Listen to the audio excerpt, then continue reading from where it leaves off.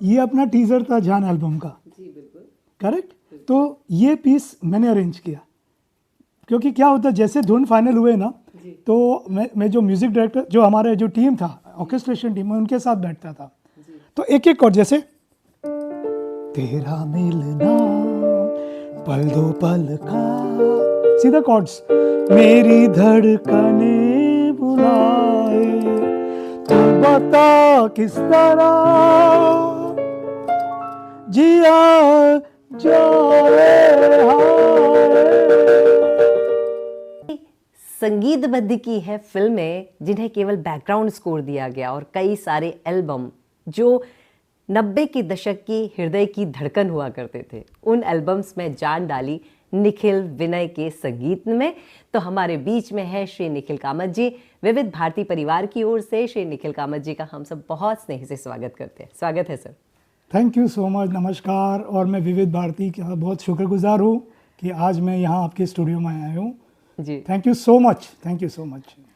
निखिल जी, आप यहाँ पर आए हैं और हमारा सौभाग्य है कि इतना बढ़िया संगीतकार हमारे बीच में है, और आज हमारा पूरा विविध भारती परिवार आपके बारे में जानने वाला है और जानने के लिए बहुत उत्सुक है, यहाँ तक कि हमारे श्रोता भी। तो सबसे पहला प्रश्न हमारे विविध भारती परिवार के श्रोताओं के मन में और हमारे मन में आता है कि कोई व्यक्ति बड़ा बन जाता है, लेकिन बड़ा बनने के लिए उसे बचपन से तो गुजरना पड़ता है। तो ये जो निखिल कामत जी के छोटे से निखिल हैं, इन्होंने अपने जीवन की शुरुआत कैसे, यानी कि बचपन में बदमाशियां थीं या बस बड़ी शालीनता से पढ़ाई लिखाई थी? थोड़ा सा आपके बचपन के बारे में जानना चाहते हैं। ज़रूर विधि जी। मैं पैदा हुआ था साउथ बॉम्बे में, ब्रीच कैंडी, आप जानते हो जी, जहाँ महालक्ष्मी मंदिर है। जी बिल्कुल। और ब्रीच कैंडी हॉस्पिटल है जहाँ बच्चन साहब को ऑपरेट किया था होली के समय। तो ब्रीच कैंडी में मेरी पैदाइश हुई, साउथ बॉम्बे में। मेरी पैदाइश भी ब्रीच कैंडी हॉस्पिटल में ही हुई थी। अरे वाह। हाँ। और बचपन से मुझे 2-3 चीज़ों का शौक था, वन क्रिकेट और सेकंड है म्यूज़िक। अच्छा। तो बचपन से मैं म्यूज़िक सुनता था, विविध भारती सुनता था, आकाशवाणी, जो भी आप बोलो। और मैं पाम बीच स्कूल में पढ़ता था, जो नेपियन सी रोड में है। और मेरे सीनियर थे फेमस एक्टर श्री सुनील शेट्टी जी। क्या बात है। ये मेरे सीनियर थे, क्रिकेट में भी मेरे सीनियर थे जी। हम उनसे गाइडेंस लेते थे जी। तो जब मैं छोटा था मैंने ऐसा म्यूज़िक कुछ सीखा नहीं, क्योंकि मैं एक छोटी सी कहानी सुनाना चाहता हूँ। एट द एज ऑफ 13 मेरे पिताजी का डेथ हो गया actually. I was very small, मैं 7th में था। जी। और तो मैं एकदम सीरियस हो गया। तब तक मैं क्रिकेट खेलता था, मैं पढ़ाई में बहुत खास नहीं था, ओके था। अच्छा। लेकिन पिताजी जब गुजर गए तो मैं बहुत सीरियस हो गया, और मैं फिर मेरा ध्यान सिर्फ पढ़ाई और क्रिकेट पे था। अच्छा। हाँ, लेकिन म्यूज़िक मेरा सोलेस था, बोलते हैं ना कि पढ़ाई करने के बाद मैं म्यूज़िक सुनता था, बस यही 3 चीज़ थे। I was focused. ओके। और म्यूज़िक से न जाने क्या, जब भी मैं गाने सुनता था, आई डोंट नो, मैं खो जाता था। चाहे वो इंग्लिश सॉन्ग्स हो, चाहे हिंदी सॉन्ग्स हो, चाहे विविध भारती हो, चाहे रेडियो, जब म्यूज़िक बजता था कुछ हो जाता था। तो मैं 3-3, 4-4 घंटे में रेडियो सुनता था। 3-4 घंटे? 3-4 घंटे। जैसे मैं मान के चलती हूँ आप विविध भारती 3-4 घंटे बिल्कुल बिल्कुल। मैं आपको एग्जांपल बताऊं, जैसे स्कूल मेरा 11 बजे से था, तो मॉर्निंग थोड़ा सुनता था जी। फिर शाम को मैं आके मैं रेडियो सुनता था, बिकॉज आई लव्ड म्यूजिक जी। तो वो, और एक फीलिंग था कि एक दिन मैं संगीतकार बनूंगा। ये फीलिंग कहाँ से आया अभी तक मुझे मालूम नहीं है। अच्छा। एक ऐसा होता, जब मैं आर डी बर्मन जी के गाने सुनता था, कल्याण जी आनंद जी साहब के गाने सुनता था, तो मुझे भी फील हुआ एक दिन मैं संगीतकार बनूंगा। अच्छा। लेकिन ऐसा कोई नॉलेज नहीं था। लेकिन मैं छोटे बचपन से गाने बनाता था। परिवार की पृष्ठभूमि कुछ संगीत की थोड़ी बहुत कहीं से कहीं तक? कुछ बहुत 10% मैं बोल सकता हूँ, क्योंकि मेरे पिताजी तो इंजीनियर थे जी। और मेरी मदर हाउसवाइफ थी। लेकिन जब मेरे पिताजी कलकत्ता में थे जी। तो द ग्रेट एंड ओनली पंडित ज्ञान प्रकाश घोष जी, जी बिल्कुल, she studied with him little bit. उस कलकत्ता में थोड़ी परिचय हो गई थी, तो उन्होंने बोला आप आइए। तो मेरी मदर ना थोड़ी बहुत उसने सीखा था, क्लासिकल और ये सब, शायद वहां से आया होगा। हाँ, जेनेटिकली माँ से आया, कहीं ना कहीं प्रेम माँ को था संगीत से, तो आप विरासत को आगे लेके जी जी जी। बिकॉज मैं, यू वोंट बिलीव कि मैं म्यूजिक आज तक नहीं सीखा हूँ, बट मैं सुना हूँ बहुत music. I have not learn music. आपने आज तक संगीत नहीं सीखा? नहीं सीखा, कोई परीक्षा नहीं? कोई परीक्षा नहीं दी। क्या बात। और आप बोलेंगे तो मैं राग्स भी जो मैं सुनता था, और जैसे आपके जो प्रोग्राम्स आते हैं ना जी, कि ये राग पे ये गाने आधारित है, ये तो वो सुनता था मैं कि ये ललित राग पे ये है, भैरवी राग पे ये है, ओके। जो आपके प्रोग्राम्स आते हैं विविध भारती पे। और भैरवी राग से तो आपका प्रेम बहुत है, बहुत ऐसा है, आपके बहुत है, गानों बहुत में है। दिखाई देता है। तो बाद में जाके यू कैन से कॉलेज में ना मैं वो गाने कीबोर्ड में बजाने लगता, चलो आज भैरवी बजाते जी। हैं, तो मुझे राग मालूम नहीं उसके आरोह अवरोह, हाँ हाँ, लेकिन वो गाने मालूम है जो इस राग के इस राग के ऊपर है। तो वो पैशन बहुत जोरदार था। जी। तो स्कूल में भी मैं जब गाता था ना, आवाज इतनी अच्छी नहीं थी, लेकिन my passion was very strong. हाँ, स्कूल से याद आया कि अभी थोड़ी देर पहले आपसे बात हो रही थी तो जिक्र किया था किसी बड़ी प्यारी सी कविता का, अगर हमारे श्रोताओं को वो सुना दे, बिल्कुल। जो छोटे से निखिल ने स्कूल में सुनाई थी। बिल्कुल बिल्कुल। क्या था, एक पोएट्री था, या बाळानो यारे या लवकर भरभर सारिया, ये पाइट पाइपर जो कहानी है जी। उसका मराठी वर्जन था। तो वो पाइट पाइपर अभी बोलता है कि उसको वो पैसे नहीं मिले ना, तो अभी बच्चे लोगों को उसको लेके जाना है कहीं। तो मुझे वो याद नहीं हो रहा था, या बाळानो या रे या लवकर भर भर सारे या मजाक करा रे, मुझे याद ही नहीं रहता था। तो मैंने बोला क्यों ना इसकी धुन एक बना लूँ। तो धुन जब मैंने बनाया तब मुझे गाना याद, ये पोएट्री याद आया, मीन्स याद आता था, याद हो तो गई। याद हो गई। तो मैंने मेरी मराठी टीचर है मिसेस जयकर को मैंने बोला कि मैं ज़रूर सुनाऊंगा, क्योंकि सब रट के सब लोग ने सुना दिया। जी। मैंने गा के सुनाया क्लास 7 में पाम बीच स्कूल में। हमें भी सुना दीजिए। या तो ऐसा था, या बाळानो या रे या लवकर भर भर सारे या मजा करा रे मजा करा आज दिवस तुमचा समजा किळबिळ थी बागड थी या नगराला लागूया सुंदर आहे दुसरी दुनिया। क्या बात तो है। ये ट्यून था जो मैंने 7th स्टैंडर्ड में बनाया था। सॉरी कुछ शब्द इधर उधर हो सकते हैं। जी। और यहाँ से मुझे ऐसा फीलिंग हुआ कि मैं मीन्स पोएट्री को कंपोज कर सकता हूँ।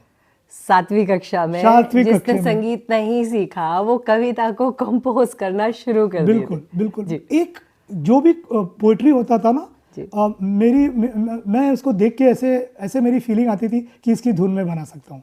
अच्छा। वो मालूम नहीं कहाँ से ये आया, बट कुछ भी मैं पढ़ता था, चाहे इंग्लिश का भी कुछ हो, मैं इसकी ट्यून बना लेता था।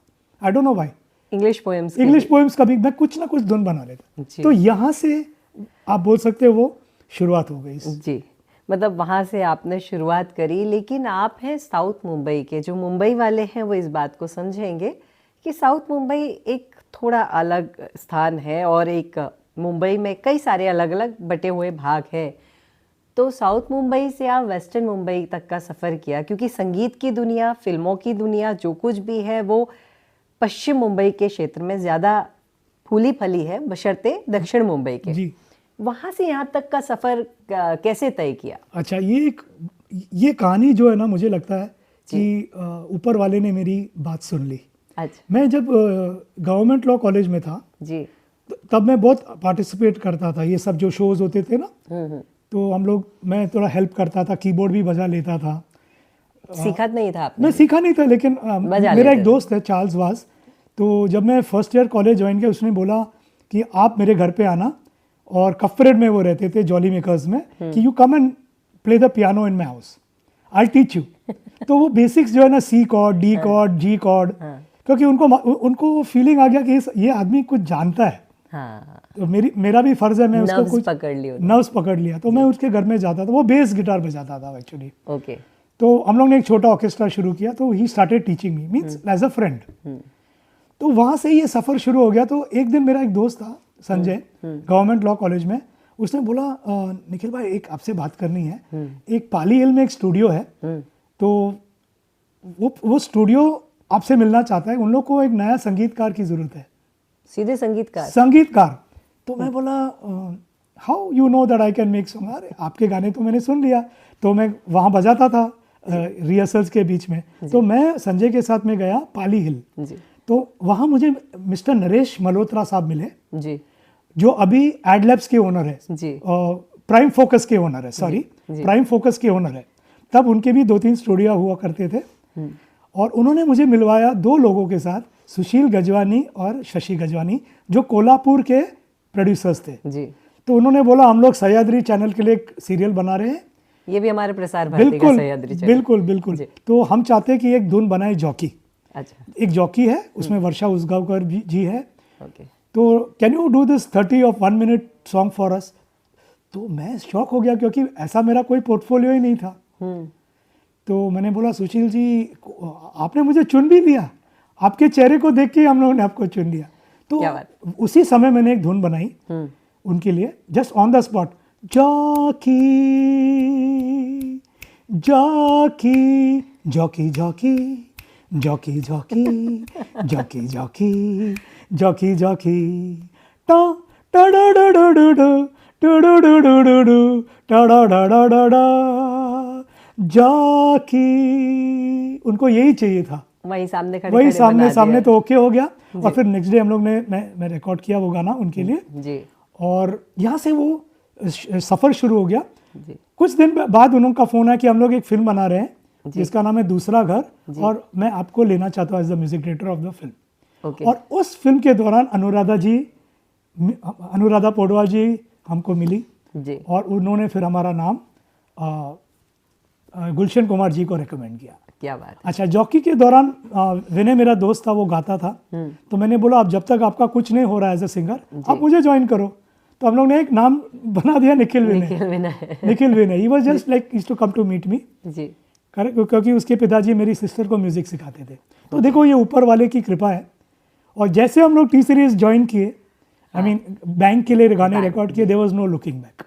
साथ में बस बढ़ते गए, बस बढ़ते गए बढ़ते गए बढ़ते गए। एक बहुत खूबसूरत सा सफ़र आपका रहा है, और उस सफ़र में, उस यात्रा में आपने बहुत अच्छी ज़िंदगी जी है। जी। पढ़ाई लिखाई में आपने कहा कि आप ठीक ठाक थे या बहुत अच्छे थे? और जब स्कूल लेवल तक मैं, जब क्योंकि मैंने बोला मेरे पिताजी का डेथ हो गया तो मैं बहुत सीरियस हो गया, तब मैं अच्छे मार्क्स पाने लगा। HR college I got 65%। Very good, बहुत होते थे उस समय तो 65%। हाँ, अच्छा था क्योंकि मैं बहुत सीरियस होता था, या आइदर म्यूजिक और क्रिकेट, जी, नथिंग एल्स।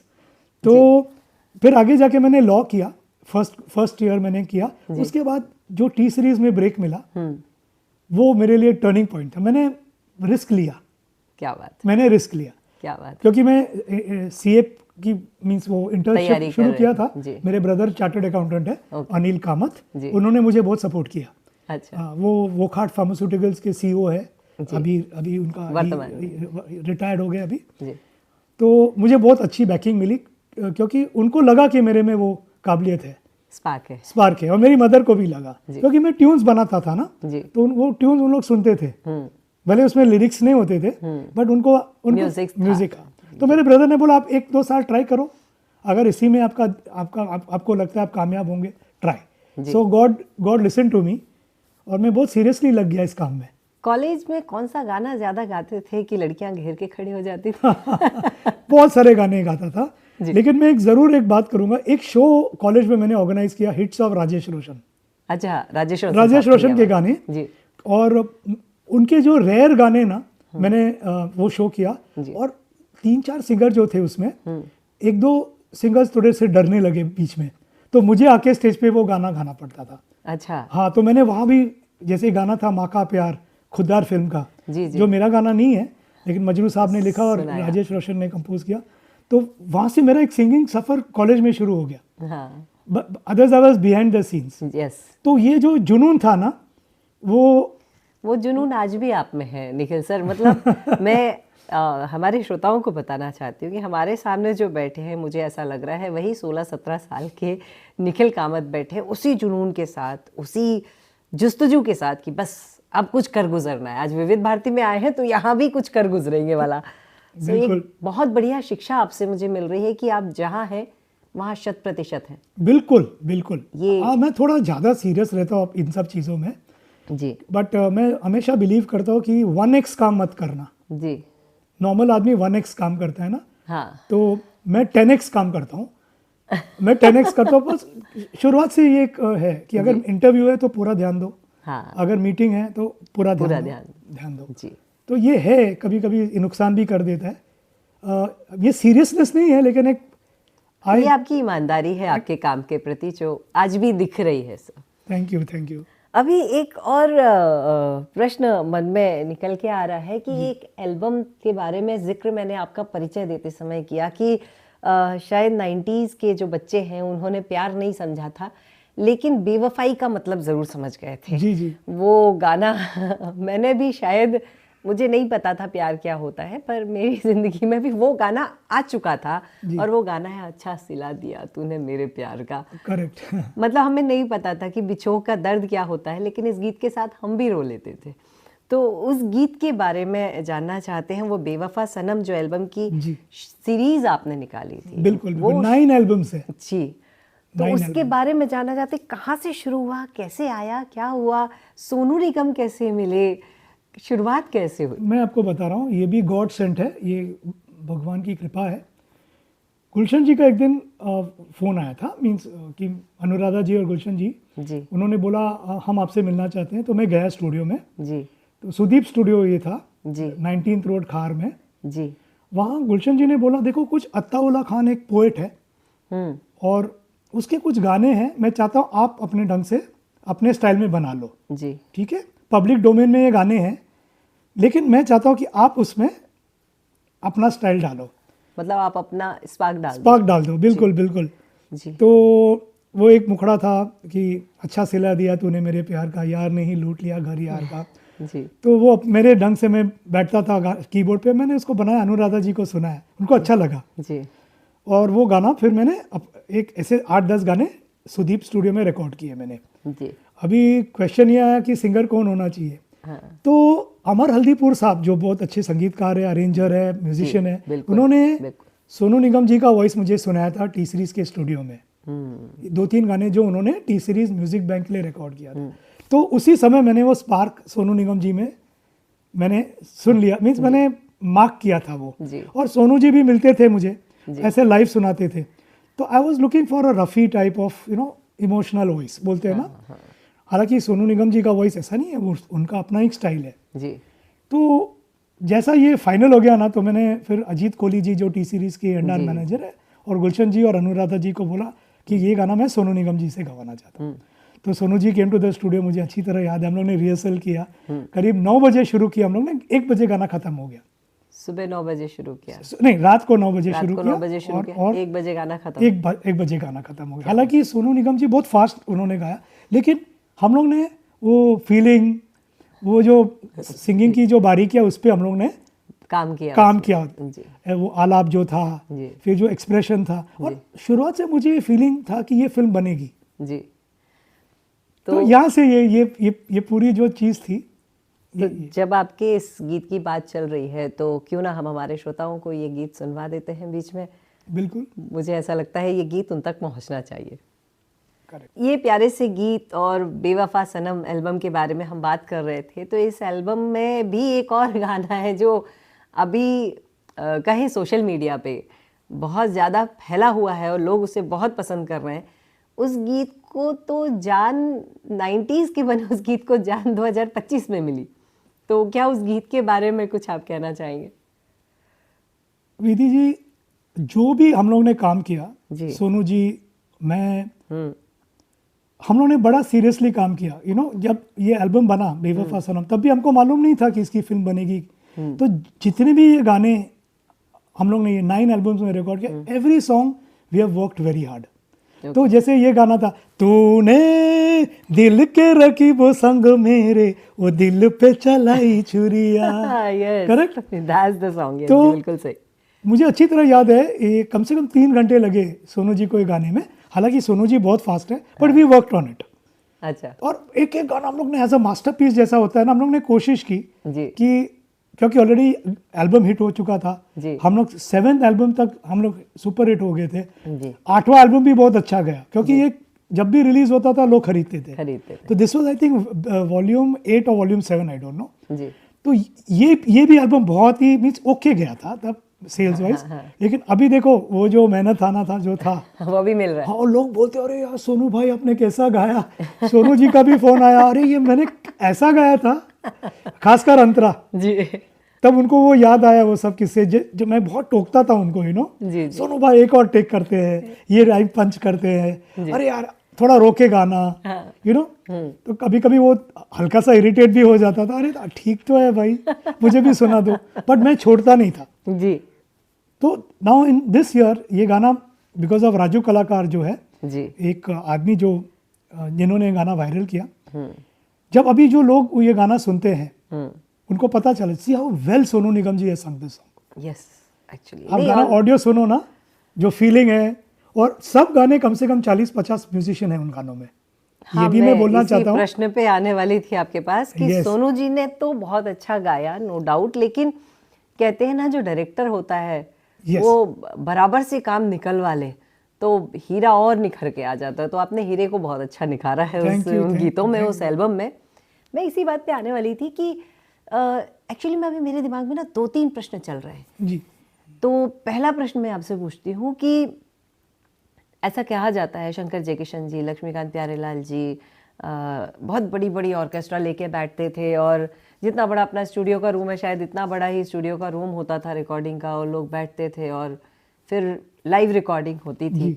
तो क्या वो लाइव रिकॉर्डिंग आपने की है, आपको अवसर मिला है करने का? यस, मिनिमम हमारे म्यूजिशियन होते हैं 130 120 120 और जो जो जो ये रूम आप बोल रहे हो वो एक फुटबॉल स्टेडियम जैसा होता था। ओह, बहुत बड़ा होता बहुत था, बड़ा बहुत बड़ा होता था जी। जैसे कैसे मैं एक्सप्लेन करूं, वेरी बिग वेरी बिग। 40 तो वायलेंट बैठते थे, 130 लोग बैठ रहे हैं तो कमरा तो 120 बहुत बड़ा हो गया। 120 बैठ रहे हैं और सीलिंग बहुत हाई होता था जी इसलिए वो जो ढोलक और वो साउंड है ना जी, वो बहुत बड़ा और ह्यूज मिलता था। Acoustic बहुत अच्छा होता होगा, हाइट अच्छी होती है तो जी। यस, तो क्या होता था कि बहुत सारे माइक नहीं होते थे लेकिन सब लर्नर्ड म्यूजिशियन होते थे, नोटेशन बांटा जाता था। हाँ, और एक म्यूजिक अरेंजर भी होता था बीच में जो सबको, जो कंपोजर ने बनाया वो समझाए।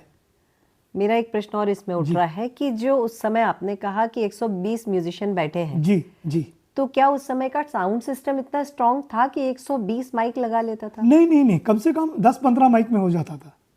10-15 माइक में सिंगर, Yes, म्यूजिशियन because- सब? हाँ बिल्कुल, क्या होता था कि ग्रुप में रिकॉर्ड होता था ना, 2 माइक पे पूरा वो मैंडोलिन फ्लूट, ओह हाँ ऐसा रिकॉर्ड होता था। वो ऐसा बनाया था एक्यूस्टिक्स अच्छा, कि वो रिकॉर्डर्स इतने काबिल थे कि वो 4-5-6 इंस्ट्रूमेंट एक साथ रिकॉर्ड करते थे प्लेसमेंट को लेके। आप थोड़ा नज़दीक आना, आप थोड़ा बिल्कुल, मतलब बजाने वाला भी मैनेज कर रहा है, साउंड इंजीनियर भी उस चीज को मैनेज कर रहा बिल्कुल है, और बिल्कुल कितना अद्भुत लगता होगा ना वो बिल्कुल। समय रिकॉर्डिंग का कि कितनी अच्छे से, कहते हैं थोड़ा है थोड़े में बहुत बड़ा कर देना, और Yes, वो yes. किया जा रहा था। यस, मैंने लाइव गाने किए हैं, बहुत सारे गाने टी सीरीज म्यूजिक बैंक के लिए भी लाइव किए, कुछ गाने हम लोग ने सनी सुपर साउंड में भी रिकॉर्ड किए, कुछ महबूब में भी रिकॉर्ड किए, ऑल टुगेदर, और सिंगर भी साथ में गाता था। जी, तो सब साथ में गा रहे थे और सब साथ में काम कर रहे थे और काम चला जा रहा था। बिल्कुल। ठीक है, तो इसके साथ में अब मैं वापस आपके उसी रिकॉर्डिंग पे आना चाहती हूँ कि ये जो रिकॉर्डिंग चल रही थी, इतने सारे म्यूजिशियन के साथ चल रही थी, रिकॉर्ड हो रहा था, टेक्स तो बहुत होते होंगे? देखो मैं आपको बताऊं, सब म्यूजिशियंस बहुत अच्छे थे। तो जैसे पहले रिदम सेक्शन का एक रिहर्सल होता था गाने का, जी उसके बाद वायलिन सेक्शन का रिहर्सल होता था, फिर स्ट्रोक सेक्शन। जी, तो मैं बीच में मैं गाता था, म्यूजिक अरेंजर कंडक्ट करता था, एवरीथिंग इज रिटन, सब लिखा हुआ था। तो उस समय एफिशिएंसी और म्यूजिशियंस भी थे क्योंकि उनको मालूम था हमको लाइव में गाना निकालना है ना।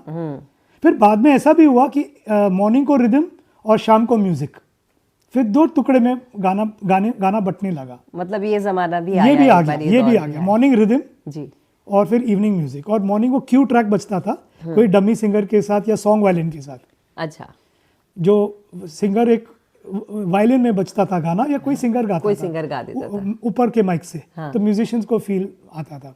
बट ट्रस्ट मी, वो जो गाने हम लोग ने रिकॉर्ड किए वही गाने अमर हो गए, हाँ, क्योंकि वो जो सबका साथ, सब लोग बजा रहे हैं ना साथ में, हाँ, वो एक फीलिंग अलग ही होती थी। मतलब वो दिन एक पार्टी के दिन जैसा होता होगा, सब साथ में लंच कर रहे होते होंगे या डिनर कर रहे होते होंगे, भोजन कर रहे होते होंगे, साथ में बजा रहे होते होंगे। Yes, क्या yes, खूबसूरत दिन होता होगा वो। Yes yes. और एक चीज मैं बोलना चाहता हूँ कि जी। उस समय गाना फिल्म के टेप पे रिकॉर्ड होता था, नॉट ऑन अ एक्यूस्टिक, जो अभी एनालॉग टेप है ना, हाँ, वो सेकंड स्टेज था जो 90s में आया। फिल्म का जो टेप है जिसमें फिल्म शूट होती थी, उसी टेप में साउंड रिकॉर्ड भी होता था। ओह, यस, फिर उसके बाद रिकॉर्ड पे जाता था। नहीं, हाँ उसके बाद रिकॉर्ड पे जाता था। तो वो जो टेप है उसका सैचुरेशन बहुत हाई था, तो you could get bigger sound, dynamics of sound, okay. क्योंकि वो टेप थिक था ना। जी जी जी। तो बाद में सनी सुपर साउंड में 4 टेप लगते थे 16 ट्रैक्स करके, तो देखो वो साउंड अलग है। हाँ बिल्कुल। वो बिल्कुल बड़ा साउंड है। जी, तभी पुराने गाने जो हैं, हम पहले के शुरुआत के 1931 के बाद से ये जो शुरुआत हुई है गानों की, जी वो 90 के दशक तक बहुत खूबसूरत रहे हैं और बाद में भी अच्छे रहे हैं, पर वो जो दौर था वो अद्भुत था। यस, अद्भुत था। Correct correct. एक दिन में कितने गाने रिकॉर्ड किए होंगे आप? Maximum 3 songs in one day. 3 गाने? हाँ, इसका एक फिल्म थी विमल कुमार की, गंगा का वचन। जी। तो that was a moderately budgeted film. तो हम लोग ना मॉर्निंग के शिफ्ट में 2 और शाम के शिफ्ट में 2, 4 गाने? 4 गाने होते थे। ओके। तो इसमें मतलब वही म्यूजिशियन लाइव सब लाइव चल रहा सब होता? लाइव चलता था, बट सिंगर को नेक्स्ट डे डब किया हाँ, मगर बिना थके ये काम हो रहा होता था। या क्योंकि वो म्यूजिक अरेंजर को भी मालूम था कि मुझे 4 गाने करने, तो तब होता था ये एफिशिएंसी जो है ना। हम लोग जाते थे वो माइंडसेट के साथ कि हमको ये कंप्लीट करना है काम। तो जब आप उस दौर की बात कर रहे हैं, बहुत सारी ऑर्केस्ट्रा की, बहुत सारे लोग बैठे हैं, बहुत सारे लोग वादक कलाकार हैं जी। कोई एक गाना, वो आपका हो या किसी का भी हो, हाँ। कोई एक गाना जो आपको उस दौर का रिकॉर्ड किया हुआ पसंद हो, वो हमारे श्रोताओं को सुनाना चाहेंगे? देखो वो चोर और चांद के भी गाने ऐसे रिकॉर्ड हुए। एक फिल्म आई थी चोर और चांद जी, जिसमें अनुराधा पौडवाल जी और एसपी बालासुब्रमण्यम सब गाने गाए। तो this was also almost live. अच्छा। Almost live songs. एक गाना था सपनों में आना, दिल में समाना, प्यार क्या है मुझे तुम बताना। बहुत खूबसूरत गीत है। तो ये जो गाने ऐसे थे कि मॉर्निंग रिदम, इवनिंग को वायलेंस और म्यूजिक खत्म। सुदीप में जी पूरा ऑर्केस्ट्रा होता था जी। उन गानों में रंजीत बारोट जी ने भी ड्रम्स बजाए, the famous drummer. I know. Yes. तो रंजीत बारोट जी भी थे और बहुत सारे म्यूजिशियन, बड़े बड़े म्यूजिशियंस जो थे। यस जी। 30 rhythms in the morning, 20-25 rhythms, rhythm track. तुरंत 2 बजे से म्यूजिक होता था, करीब 1:30 को 2 o'clock गाना रिकॉर्ड होता था। सब इतने Yes, होशियार थे, हुनरबाज थे। होशियार थे। अब वापस हम आ गए हमारे विविध भारती राष्ट्रीय सेवा देश की सुरीली धड़कन पर, और बात चल रही है म्यूजिक डायरेक्टर, बहुत खूबसूरत व्यक्तित्व, बहुत ईमानदार व्यक्तित्व, नाम है श्री निखिल कामत जी। निखिल कामत जी से बात चल रही थी अभी तक कि कैसे म्यूज़िक बना रहे थे, क्या कर रहे थे। बदलाव का दौर उनके जीवन में भी आया और उन्होंने बहुत सारी ऑर्केस्ट्रा यानी लगभग 120 म्यूजिशियन के साथ भी गाना बनाया है। तो शायद उन्होंने एक छोटे से स्टूडियो में गाना रिकॉर्ड भी किया है। तो हम उनसे जानना चाहते हैं कौन सा वाला दौर ज़्यादा अच्छा था, पहले वाला या अभी वाला? आराम किस में है, सुकून किस में है और मज़ा किस में है? विधि जी देखो, ये जो अभी जो दौर है नेचुरली टेक्निकली बहुत ही इजी हो गया जी। हाँ, इजी क्यों हो गया? क्योंकि हम लोग डिजिटल पे आए और वो भी ज़रूरी है, change is necessary. Yes, correct. लेकिन वो जो लार्जनेस ऑफ साउंड था ना, हाँ। जो फुल ऑर्केस्ट्रा, वो अभी मज़ा नहीं रहा। लोगों को आदत हुई थोड़े से कीबोर्ड्स, कंप्यूटर्स में गाना रिकॉर्ड करने के लिए, और वो डायनामिक्स ऑफ म्यूजिक जो हम लोग टेप पे रिकॉर्ड करते थे या एनालॉग पे रिकॉर्ड करते थे, वो डिजिटल में थोड़ा बहुत वो मज़ा कम हो गया। Because you can't go more than 0 dB, जो पीक होता है ना, तो थोड़ा सिंथेटिक हो गया गाना फ्रेंकली। अच्छा। और एनालॉग जो टेप था उसमें जो वॉइस क्वालिटी आती थी ना, एक जो डेप्थ, वो नहीं है फ्रेंकली। अभी हम लोग कर रहे काम। हाँ। मैं नहीं बोल रहा हूँ कि म्यूजिक खराब हो गया, ऐसा कुछ नहीं है, लेकिन वो जो डेप्थ था वो डेफिनेटली मिसिंग है एनालॉग में। अच्छा। और अभी वर्ल्ड में बहुत सारे डिजिटल मशीन्स में भी एनालॉग पैनल्स यूज करते हैं। अच्छा। ताकि वो पुराना वॉइस आ जाए, पुराना वो वजन पूरा वॉइस आ जाए, या टेप पे रिकॉर्ड करते हैं। जी।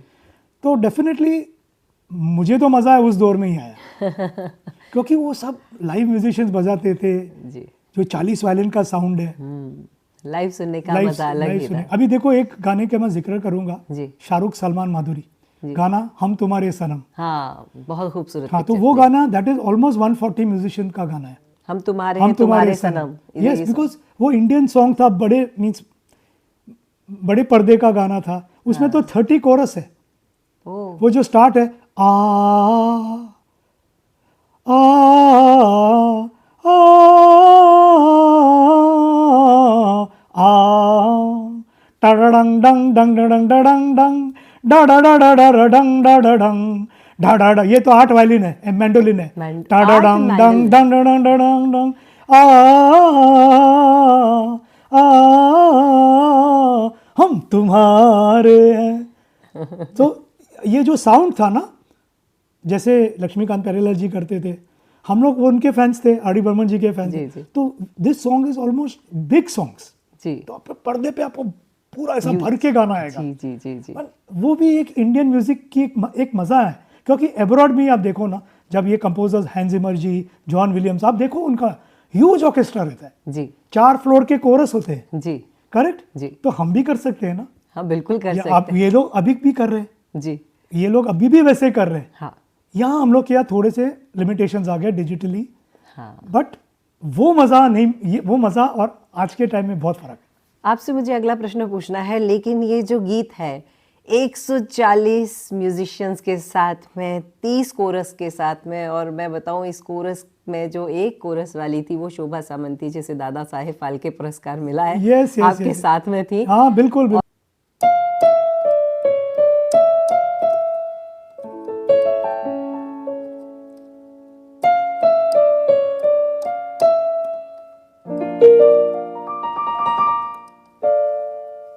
ये अपना टीजर था जान एल्बम का, जी बिल्कुल करेक्ट। तो ये पीस मैंने अरेंज किया, क्योंकि क्या होता है जैसे धुन फाइनल हुए ना, तो मैं जो म्यूजिक डायरेक्टर, जो हमारे जो टीम था, ऑर्केस्ट्रेशन टीम, मैं उनके साथ बैठता था। तो एक एक कॉर्ड, जैसे तेरा मिलना पल दो पल का, सीधा कॉर्ड्स, मेरी धड़कने बुलाए, तू बता किस तरह जिया जाए हाय। सो ये ऑर्केस्ट्रेशन और कॉम्पोजिशन मिलना चाहिए, और अगर मेरे माइंड में कुछ पीसेस है तो मैं उसको सामने ऑडियंस के सामने लाना चाहूँ, that will become the style of mind, जो निखिल विनय का स्टाइल या निखिल कामत। तो ऑर्केस्ट्रेशन एक इम्पॉर्टेंट हिस्सा है, अगर संगीतकार कर सकता है तो उसकी पहचान और स्ट्रांग हो जाएगी, खिल के आएगी।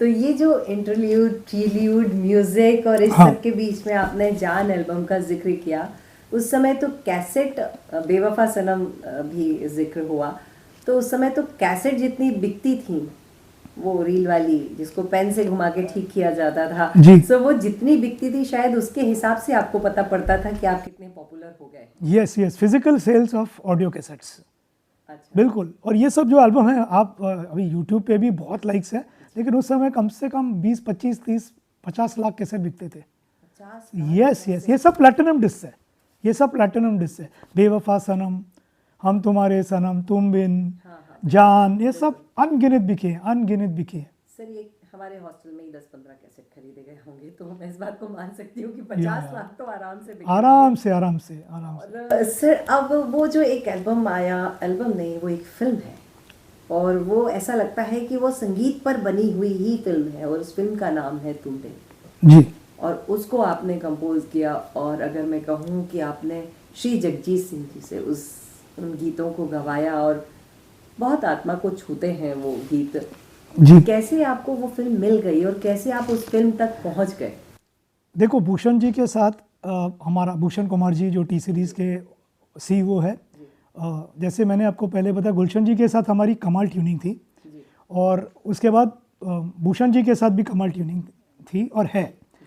तो जब मैं बेवफा सनम ये सब रिकॉर्ड में मिक्स कर रहा था, तो भूषण जी आते थे स्टूडियो में, तो गुलशन जी ने मिलवाया था कि ये मेरा लड़का है और ये भी ज्वाइन करेंगे। और तो भूषण जी कभी कभी रात को ना स्टूडियो आया करता था। अच्छा। तो मुझे अच्छी तरह याद है, एक दिन वो दरवाज़ा खोला करीब 11:30 बजे, तब हम लोग लेट नाइट ये मैं करता था काम, तो बोला हाय भूषण जी कैसे हो, तो he to see us working, me working, all of us पहले से, तो मिलते बैठता था कभी और फिर निकल जाता था। तो जब भूषण जी ने टेक ओवर किया तो उसने मार्क किया था ये लोग बहुत मेहनत करते हैं इनके साथ मैं कुछ काम करूं। तो एक दिन मुझे अच्छी तरह याद है, गुलशन जी के डेथ के बाद उन्होंने जू मंदिर में हमको बुलाया। गुलमोहर क्रॉस रोड में जू मंदिर है, तो वहाँ उन्होंने बोला कि अभी मैं टेक ओवर कर रहा हूँ और मैं चाहता हूँ आपका सपोर्ट मिले। तो फिर भूषण जी के साथ भी काम शुरू हो गया बहुत सारा, एज निखिल विनय भी काम शुरू हो गया। और जब मैं इंडिपेंडेंट हो गया तो उनके साथ मैं जो अगम कुमार निगम जी के बेवफाई एल्बम है वो भी मैंने उनके साथ करीब 7-8 एल्बम कंटिन्यू किए। क्या बात है। या बिकॉज ही न्यू एवरीथिंग कि कौन क्या कर रहा है। वैसे आपकी यात्रा बहुत अच्छी है, बेटे के साथ बेवफा सनम और पिता के साथ हाँ वो बहुत गाने, वो भी बहुत चले गाने अगम जी के साथ। So this is the honest story of the whole thing. तो भूषण जी ने जब पिक्चर स्टार्ट की तुम बिन, तो उन्होंने हमको साइन किया कि एक मैं पिक्चर शुरू कर रहा हूँ भाई, आप साइनिंग अमाउंट लो। अनुभव जी को भी साइनिंग अमाउंट लिया, अनुभव सिन्हा जी को, हमको भी दिया, और अभी तुम बिन फिल्म आप कर रहे हो। और इसका एक अनाउंसमेंट हो गया। तो कुछ गाने स्टॉक के थे, और फिर जब सिचुएशन आए, जैसे कोई फरियाद तेरे दिल में क्या खूबसूरत गीत है। इसमें जगजीत सिंह जी कैसे मिले आपको? मैं आपको वो किस्सा सुनाता हूँ कि जब ये सिचुएशन अनुभव सिन्हा जी ने हमको सुनाया, तब हम लोगों ने सोचा ये गाना यूनिक होना चाहिए, it should not be normal song, थोड़ा रिस्क लेते हम लोग। तो ये एक धुन हमारे पास था, और फैज़ अनवर, हाँ ये पहले से ये बैंक में ट्यून था। सर थोड़ी सी धुन सुना दें। कोई फरियाद तेरे दिल में दबी हो जैसे, तूने आँखों से कही बात लिखी हो जैसे, जागते जागते एक उम्र कटी हो जैसे। थोड़े वर्ड्स कभी कभी याद नहीं होते। ला ला ला ला ला ला ला ला ला ला ला ला ला ला ला। तो जब ये धुन बनी तब फैज़ अनवर जी ने ये लिरिक्स लिखे अकॉर्डिंग टू, शेर लिखे बहुत खूबसूरत, और ये 9 मिनट का गाना रिकॉर्ड हुआ, 9 मिनट का। तो फिर भूषण जी ने बोला कि आप ये गाना जगजीत जी से गवा लो। तो मैं वहीं रहता था ब्रीच कैंडी में, और जगजीत जी सोफाया कॉलेज लेन में रहते थे, पास में। हाँ बिल्कुल पास में। तो हाँ, तो जगजीत जी वो सोफाया कॉलेज के लेन में रहते थे। तो एक दिन मैं उनको फ़ोन किया और मैं गया उनके घर पे, और वहीं हारमोनियम पे मैंने उनको ये ट्यून सुनाया। तो फिर उनका स्केल मैच हो गया, क्योंकि वो थोड़े लो गाते हैं ना जगजीत जी, मैं तो अभी बहुत हाई गा रहा हूँ। तो फिर उन्होंने रिहर्सल किया, फिर एक दिन टी सीरीज़ में आए, फिर मैं, मेरे पार्टनर विनय और भूषण जी, हम लोग सब मिलके एक जैमिंग किया। अच्छा, हाँ पूरा जैमिंग किया, क्या बात। पुराने ज़माने जैसा, और पूरी सब ये अंतरे जगजीत जी ने गाए। और फिर हम लोगों ने टेम्पो डिसाइड किया, फिर अरेंजमेंट किया। फिर जब फिर जगजीत जी स्टूडियो में आए, उन्होंने सुना, अरे बाप रे ये तो बहुत गजब का ट्रैक है, मॉडर्न गाना है ये। फिर मैंने उनको थोड़ी बहुत कहानी भी समझाई, अच्छा, कि एक फिल्म की कहानी, हालांकि थोड़ी सी कहानी मैंने सुनाया था उनको। तो ये है, बट जगजीत जी बहुत कमाल आदमी है। वो जब भी अंधेरी आते थे वो बोलते थे कि मैं एक अंतरा और गाना चाहता हूँ। तो एटलीस्ट उन्होंने मुखड़े 4-5 बार गाए, अंतरे 4-6-7 बार गाए। अच्छा, वो कभी भी अंधेरी आते थे, निखिल क्या कर रहे हो, अरे यार एक बार ट्राई करता हूँ यार, वो दूसरा अंतरा एक बार गाना चाहता हूँ मैं। अच्छा, ऐसे बस मन ही मन गाते थे वो। क्या बात है। तो मैं भी थोड़ा कंफ्यूज होता था क्यों ये कर रहे हैं, बस उसको मन था चलो यार एक बार ट्राई करते हैं। तो मुझे 15 दिन लगे गाना एडिट करने में, क्योंकि इतने टेक्स्ट थे, पहले ये सुनो फिर वो ये सुनो, पर देन देखो हिस्ट्री हो गया वो गाना। बहुत। और उन्होंने भी जब उनके स्टेज परफॉर्मेंसेस होते थे, तो ये गीत अगर ये गज़ल अगर नहीं है, तो ये गज़ल के बिना उनका जो कार्यक्रम होता था वो पूरा होता ही नहीं था। यस एक दिन एक +44 नंबर आया 1 बजे रात को। अच्छा, तो मैं बोला मैं उठाऊँ कि नहीं उठाऊँ कि फिर बजा, मैं उठाऊँ कि नहीं उठाऊँ, फिर बजा, मैं उठाऊँ कि नहीं उठाऊँ। तो मैंने भगवान का नाम लेके उठाया। तो बोले निखिल मैं जगजीत जी बोल रहा हूँ, मैं पब में बैठा हूँ। मैं बोला हाँ जगजीत जी, कोई फरियाद बज रहा है भाई, और नवयुवक यंग लोग गा रहे हैं, नाच रहे गाने के ऊपर, स्लो डांस। क्या बात। तो मैं बोला सर वो आपका कमाल है। अरे आपका भी कमाल है, फैज़ भाई का भी कमाल है। तो जगजीत जी को ये पता चल गया था कि the youth have identified with him through this song. उसके फैंस तो थे, लेकिन जैसे मैं फैन था जब मैं स्कूल में था, लेकिन कोई फरियाद went straight into the hearts of the Gen Z. बिल्कुल, और आज भी है, आज भी है आज भी है वो गीत, आज भी उतना ही अद्भुत बहुत खूबसूरत है, लोग पसंद करते हैं। और यहाँ तक कि अगर कोई गज़ल का कॉन्सर्ट हो रहा है कहीं पे भी, तो वो गज़ल नहीं है तो वो पूरा कार्यक्रम ही पूरा नहीं होता है। तो ये खूबसूरत सा दिन, खूबसूरत सी समय आपने उनके साथ बिताया है। इसमें मुझे एक चीज़ बहुत अच्छी लगी कि बड़े लोग वो होते हैं जो अकेले बड़े नहीं बनते। जैसे उन्होंने फ़ोन करके फैज़ साहब का नाम लिया, आपका नाम लिया, खुद का नाम लिया, उसके बाद उन्होंने उस गीत को बड़ा बताया। जी जी तो जी, ये उनका बड़प्पन है, शायद वो इसीलिए इतने बड़े बने कि I think so. I think starting में ना, जब मैं आपको एक चीज़ बताना चाहता हूँ, जब उन्होंने ट्रैक सुना जी। तो उसको थोड़ा सा एक्स्ट्रा मॉडर्न ट्रैक लगा। हाँ तो बोल रहे थे इसमें थोड़ा सा आपको नहीं लग रहा इंडियन कम है? हाँ तो मैं बोला जगजीत जी, ये फिल्म के हिसाब से ये फिल्म पैनाविजन कलर में शूट होने वाला है, ये कहानी है। अच्छा अच्छा अच्छा। और वो इंट्रो बहुत लंबा था, तो बोल रहे थे ये बहुत लंबा है ना। मैं बोला सर वो शाह इंडस्ट्रीज बिकने वाली है, प्रियांशु वहाँ दीवार पे खड़ा है और वो संदिली सिन्हा जो उधर खड़ी है, और फिर वो फाइनेंसर्स आते पैसे मांगने के लिए, तो वो चुपचाप बेचारा सुन रहा था मेरी ये कहानी। हालांकि मैं डायरेक्टर नहीं था। अच्छा अच्छा अच्छा, ये बात है। हाँ सर, ये पूरा सीन आने वाला है sir. Oh okay okay okay okay okay. इसलिए इतना बड़ा इंट्रो म्यूजिक था। म्यूजिक लिया है जी। करेक्ट। और बीच में वो कांच टूटने की भी आवाज़ है सर। तो उसने बोला अरे अच्छा अच्छा अच्छा अच्छा, I am sorry, I am sorry. हालांकि मेरे साथ उनकी ट्यूनिंग बहुत अच्छी हुई थी, हम तो वही आसपास रहते थे। जी। तो but he believed me, he believed me. दोनों की सरलता एक दूसरे को भा रही थी। Thank you thank you. और अभी ये जो आपकी यात्रा चल रही थी, जगजीत सिंह के साथ में आपने गाने गवाए, जगजीत सिंह को, सोनू निगम को आपने गाने गवाए। एक जिन्हें स्वर साम्राज्ञी कहा जाता है, माँ सरस्वती कहा जाता है, उनके साथ भी आपकी तस्वीर देखी गई है। जी जी तो उनका नाम है लता मंगेशकर जी जी। तो उनके साथ का सफ़र कैसा रहा? बहुत कौन अच्छा। सा गाना कैसे गाया, उन्होंने क्या किया, हम जानना चाहते हैं। अच्छा, मैं बहुत लकी हूँ कि प्रोड्यूसर केसी शर्मा जी, जी जो अनिल शर्मा जी के पिताजी है, गदर, जिन्होंने गदर बनाई, उनके, अनिल शर्मा जी के भाई है कपिल कौस्तुभ शर्मा। जी तो उन्होंने 2 पिक्चरें बैक टू बैक बनाई, थोड़े से फेस्टिवल्स की फिल्म थी। डोंट नो वाई, न जाने क्यों, don't know why I love you, ऐसे 2 फिल्म थे। वो दोनों फिल्मों में लता जी ने गाया, दोनों में गाया। दोनों फिल्में। एक सिचुएशन ऐसा था कि जीनत अमान की शादी हुई कबीर बेदी के साथ, और वो कहीं भटक गए, और अभी पता चल गया कि वो हॉस्पिटल में है।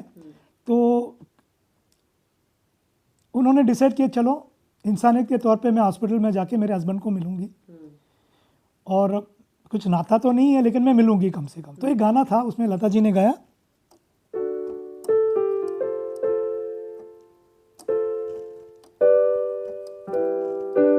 पल में रिश्ते बदल जाते हैं, पल में रिश्ते कहीं जाते हैं, ऐसा जिंदगी में होता है। आई डोंट नो व्हाई, न जाने क्यों, ऐसा जिंदगी में होता है। आई डोंट नो व्हाई, न जाने क्यों, ऐसा जिंदगी में होता है।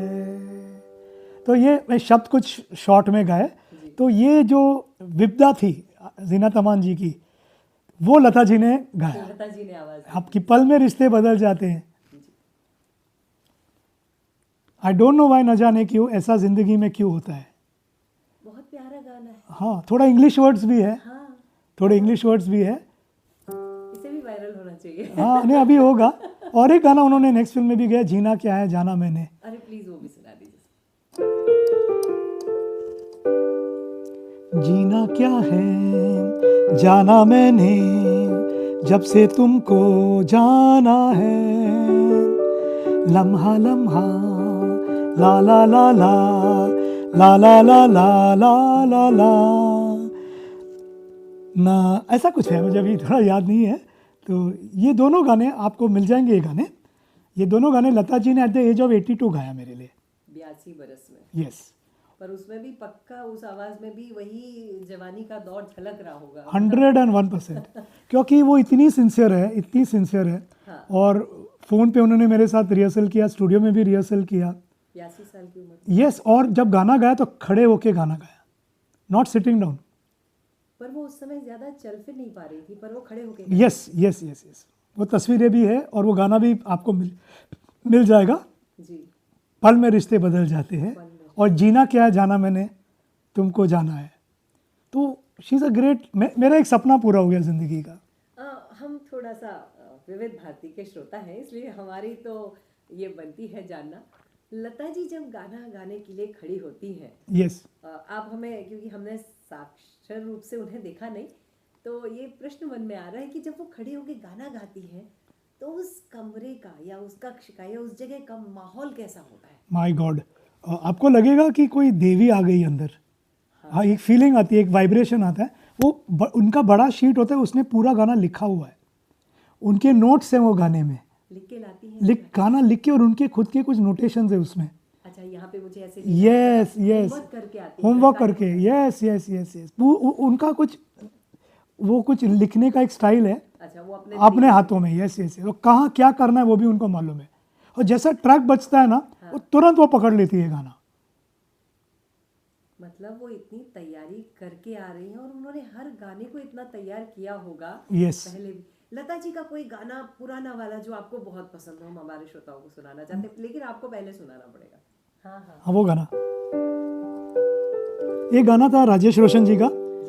पूरे वर्ड्स ने, उठे सबके कदम देखो रम पम पम, ऐसे गीत न गाया करो, कभी खुशी कभी गम, तारा रम पम पम, हंसो और हंसाया करो, उठे सबके कदम देखो रम पम पम, अजी ऐसे गीत गाया करो, कभी खुशी कभी गम, तारा रम पम पम, हंसो और हंसाया करो। ये सिंपल गाना है, लेकिन वो जो एक्सप्रेशन है गाने में, क्योंकि उस समय हम लोग कॉलेज में थे, तो और एक गाना था, न जाने क्यों होता है जिंदगी के, वो भी एक बार गा दीजिए।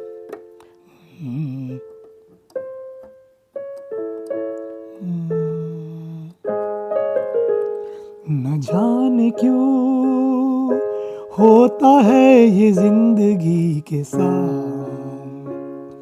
अचानक ये मन किसी के जाने के बाद करे फिर उसकी याद, छोटी छोटी सी बात, न जाने क्यों, टा टा टा टा टा टा टा टा डा डा डा डा डा।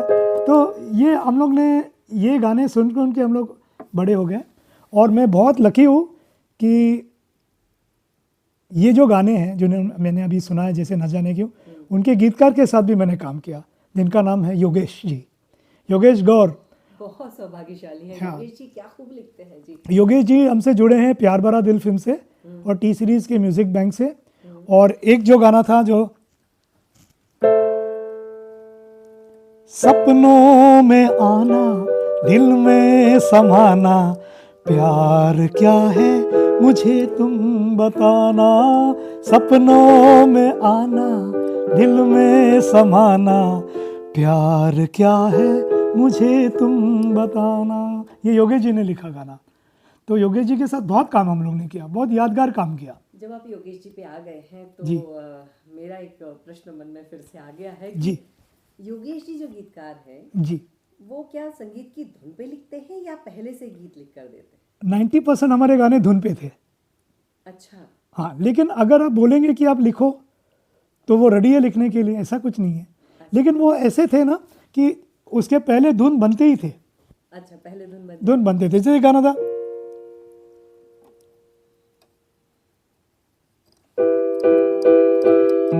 चोर और चांद का, और एक गाना, अरे लगने लगा है मुझे आजकल कि तुम साज छेड़ो मैं गाऊं गजल, महसूस यूं होता है क्यों कि हर पल मैं तेरे साथ रहूं, महसूस यूं होता है क्यों कि हर पल मैं तेरे साथ रहूं, अरे लगने लगा है मुझे आजकल। क्या बात। तो जैसे ये गाने सब योगेश जी ने ट्यून पे लिखे, और वो ट्यून पे भी कमाल लिखते थे योगेश जी, कमाल लिखते थे। वो फिल्म को लेके चलते थे और स्क्रिप्ट को लेके चलते थे। बहुत खूब लिखा करते थे। और अगर देशभक्ति की बात कहें तो उसके लिए तो उनका अंदाज़े बयां ही अलग था, और अगर सिंपल गीतों की बात कहें तो खैर प्रेम भी बड़ा खूबसूरत लिखते थे। और साथ में ये योगेश जी की बड़ी प्यारी खासियत थी, आपके लिए जब लिख रहे थे जी। तो आपने उन्हें क्या बताया था, क्या लिखवाया, कैसे बताया था कि ये लिख दो? देखो जब हमको ब्रेक मिला टी सीरीज से, तो विनय जी उनको जानते थे, मेरे पार्टनर ना, क्योंकि विनय उषा खन्ना जी के स्टूडेंट थे, इन द सेंस वो जाते थे उनके पास एज ए सिंगर। तो योगेश जी से उनकी परिचय हो गई थी।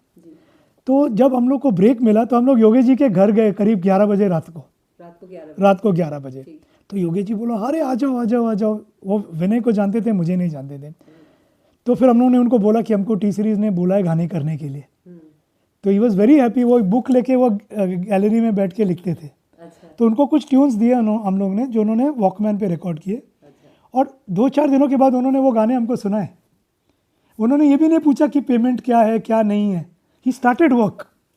तो ये ग्रेटनेस है इन लोगों की, बड़े दिल का बड़ा आदमी। हाँ बिल्कुल बिल्कुल। फिर नेक्स्ट डे फिर हम लोग ने टी सीरीज़ में हम लोग एक जॉइंट मीटिंग की, फिर उन्होंने बहुत सारे गाने हमारे लेके, दुलारा में उन्होंने गाने लिखे, सिलसिला शुरू हुआ, बहुत सारा काम किया हम लोग ने योगेश जी के साथ, बहुत सारा। जी। सबसे अच्छे गीतकार कौन से लगे, मतलब नॉट इन टर्म्स की लिखता कौन अच्छा है, अच्छा, इसमें कि आपके लिए मतलब सरलता किसके साथ काम करने में ज्यादा? देखो ऑनेस्टली बताओ ना, सबके साथ मज़ा आ गया, because every lyric writer has a flavour.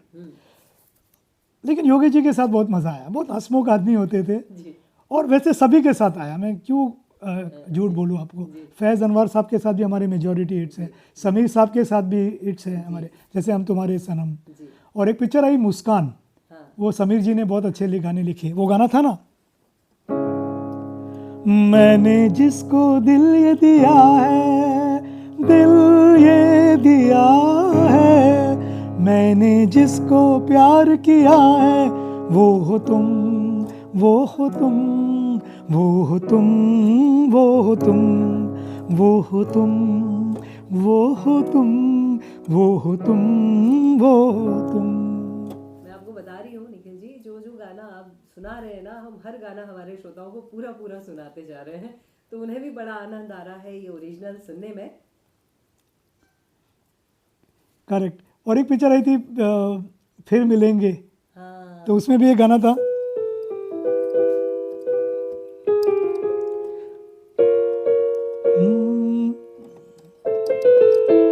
बेताब दिल है, बेताब दिल है, धड़कनों की कसम, ना ना ना ना, अब जुदा होंगे हम, वादा करो तुम जाने से पहले, फिर मिलेंगे सनम। ये श्रेया घोषाल जी और सोनू निगम ने गाया, तो ये भी समीर साहब ने लिखा। तो सबके साथ बहुत मज़ा आया, बहुत ही मज़ा आया। आपने अब तक किस किस सिंगर के साथ में काम कर लिया होगा? सभी सबके साथ, अलका याग्निक जी, लता मंगेशकर जी, अनुराधा पौडवाल जी, कविता कृष्णमूर्ति जी, जगजीत सिंह, अल्ताफ राजा, पूर्णिमा जी, सोनू निगम जी, उदित नारायण जी, शान, यू नेम इट। अभिजीत जी, अभिजीत ने वो टाइटल तुम बिन में 2 गाने गाए।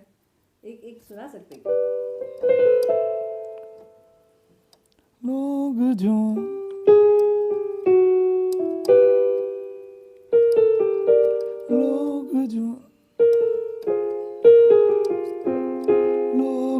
लोग जो कहने लगे हैं, उन बातों से उलझा है दिल, प्यार हमको होने लगा, खोना था दिल खोने लगा। और अभिजीत जी के साथ एल्बम भी किया था, आशिकी एल्बम, या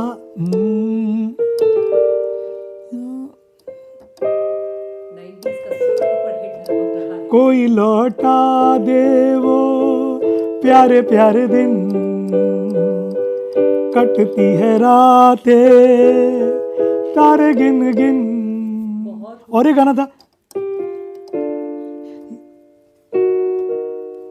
याद करने से तुझको निकलती है जान है जान है जान है जान, डूबना ना ना ना ना ना ना ना ना ना ना ना ना ना ना ना, याद करने से तुझको निकलती है जान। तो ये भी बहुत सुपर हिट एल्बम थे। जी और ये गाना डीनो मोरियो पे पिक्चराइज हुआ था। डीनो मोरियो जी जो एक्टर है, जी तब नई नई उनकी शुरुआत हुई थी। जी आपने अभी थोड़ी देर पहले जिक्र किया था बेवफाई का आगम निगम जी के साथ में, बिल्कुल बिल्कुल। तो उनके साथ आपका सफर कैसा रहा? अगम जी के साथ तो कमाल सफ़र रहा, क्योंकि उस समय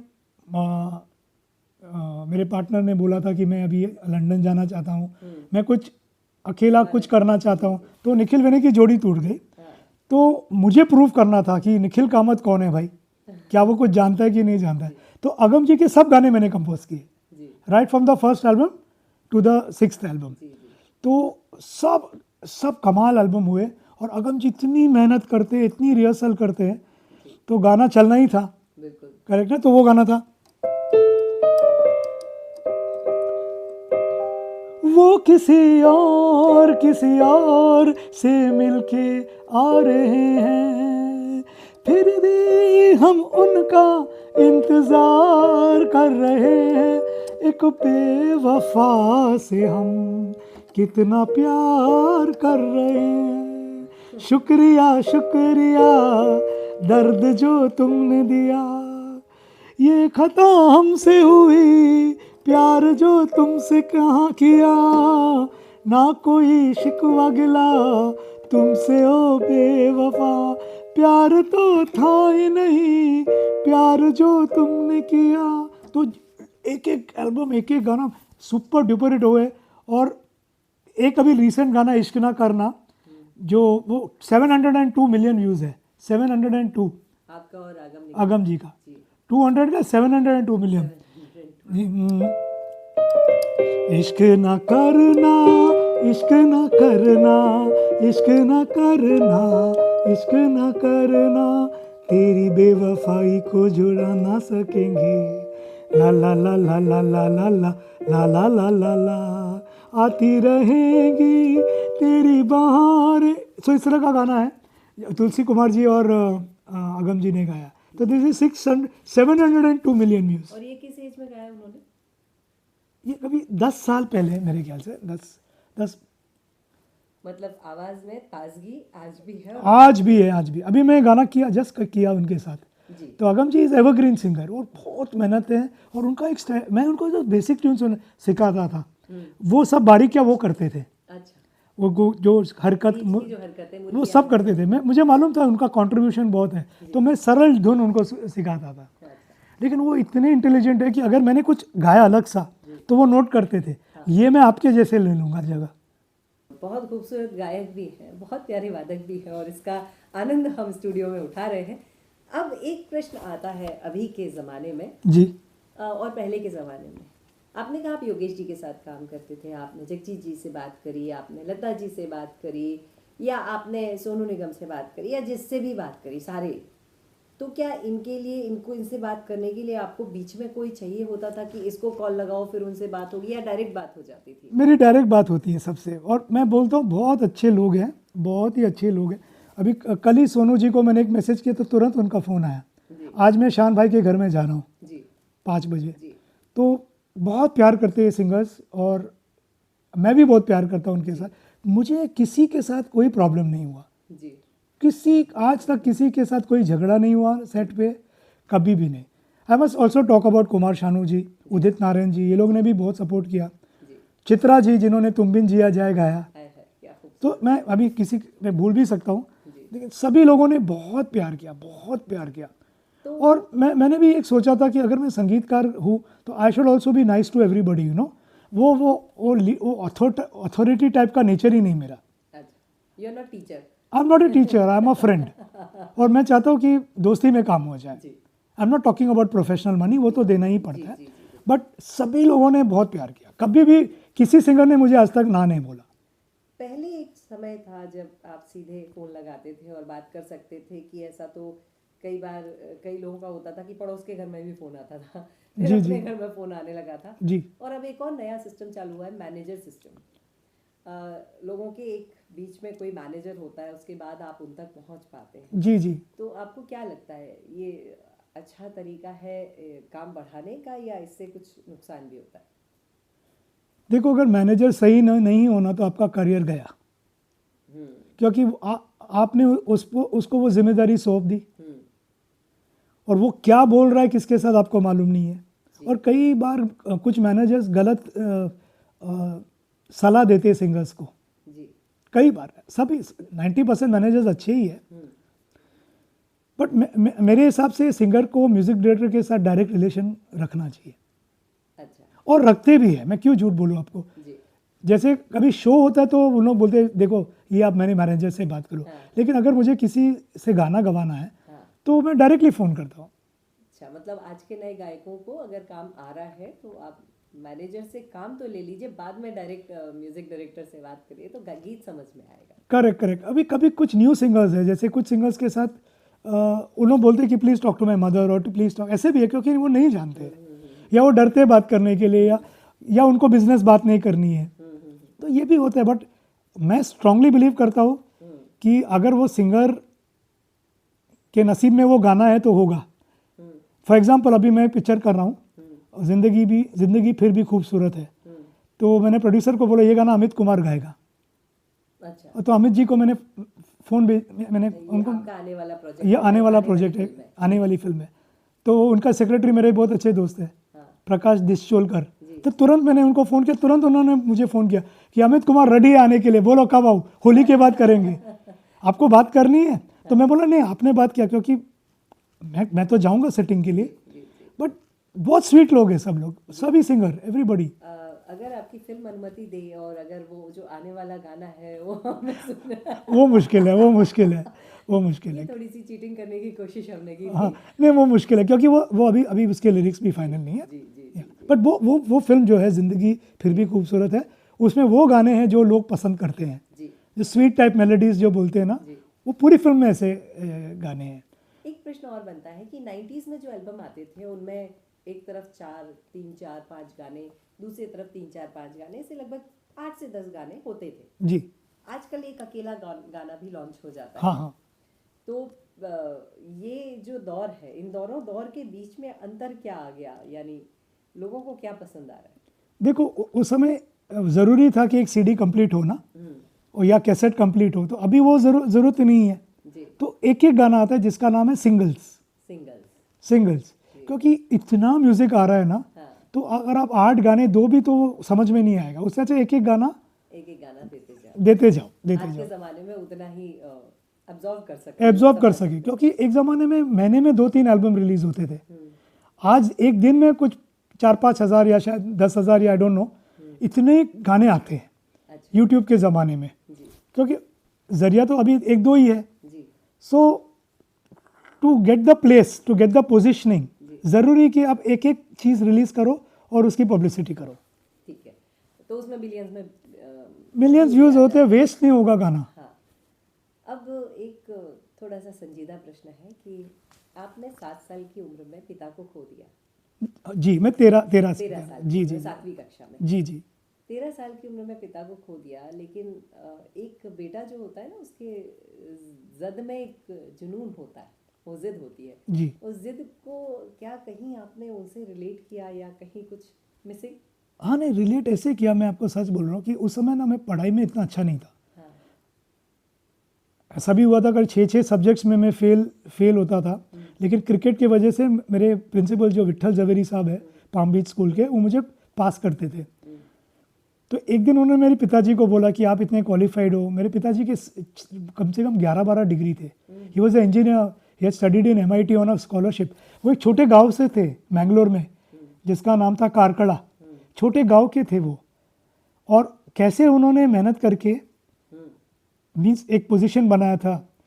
तो कभी वो बोलते थे आप इनको भी समझा दो, क्रिकेट तो बहुत अच्छा खेलते हैं, हमारे स्कूल को जितवाते हैं, लेकिन पढ़ाई पे भी ध्यान दो। तो आफ्टर ही पास्ट अवे तब मैंने सब बंद कर दिया। तो ऐसा भी एक दौर आया कि मेरे प्रिंसिपल ने मुझे फ़ोन किया, मेरी माँ से बात किया कि अरे वो क्रिकेट नहीं खेल रहे आजकल स्कूल के लिए, वो एग्ज़ाम में ही ध्यान दे रहे हैं, और मैं तुरंत पास होने लगा सब सब्जेक्ट्स में। तो I wanted to repay my father by doing well in my career. आपने रीपे किया भी वो वाला गाना बना के, जरा सुना। ओ मेरे पापा द ग्रेट।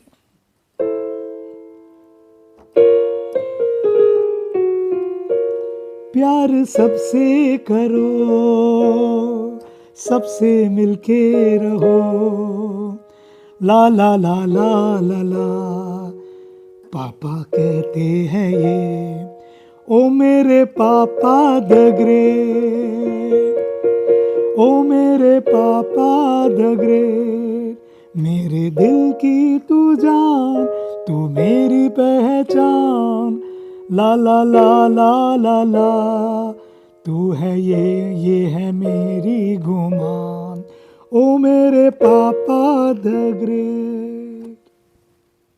सूरज सा नगमा अपने अपने पिताजी के लिए समर्पित किया और हमारे श्रोताओं को भी बहुत पसंद आया है।